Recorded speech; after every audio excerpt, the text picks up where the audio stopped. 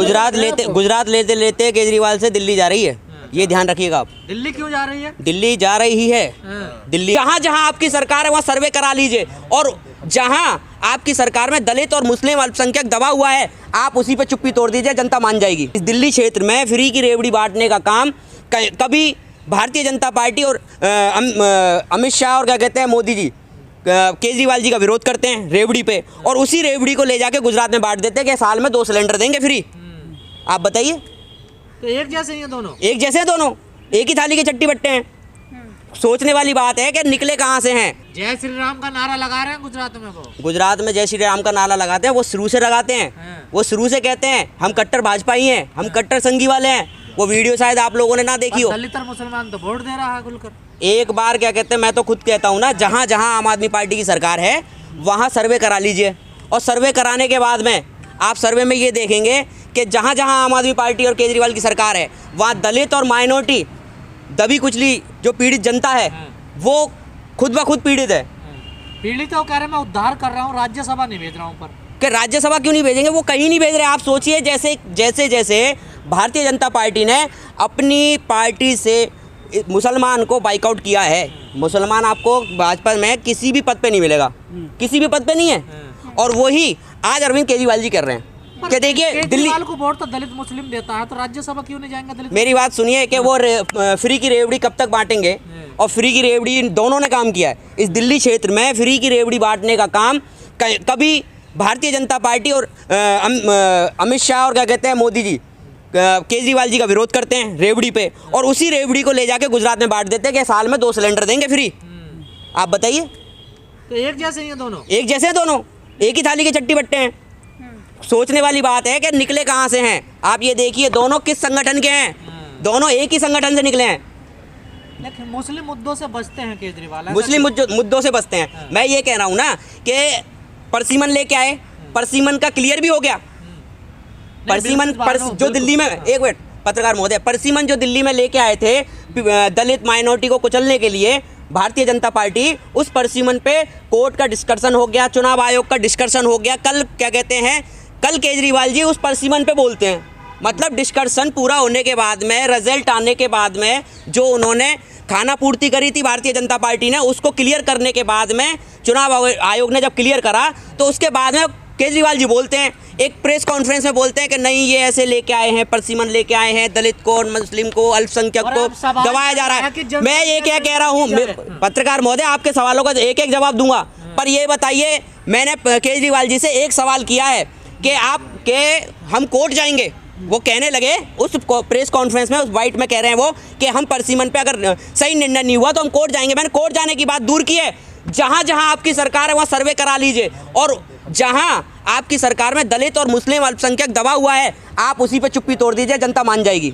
तो परसीमन से मुस्लिम दलितों का क्या लेना देना है?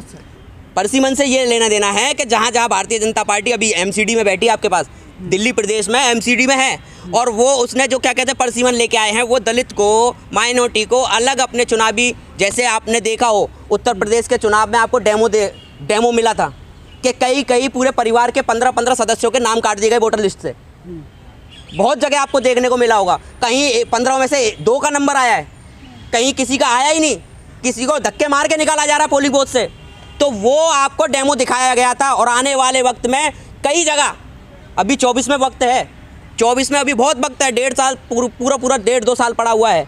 आपको ये देखने को मिलेगा जहाँ जहाँ भारतीय जनता पार्टी ये खेल करने वाली है ना, ये तो दिल्ली को इफेक्ट करने का पहला एक टारगेट बनाया था, जिसपे कांग्रेस ने और कांग्रेस के प्रदेश अध्यक्ष माननीय क्या कहते हैं हमारे अनिल चौधरी जी ने ये विरोध जता के अब ये जब वो विरोध जताने गए तो एक चीज़ बताइए, कमिश्नर को, चुनाव आयोग के कमिश्नर को नहीं पता कि इस ड्राफ्ट में क्या आया है और इसके रूल रेगुलेशन क्या है।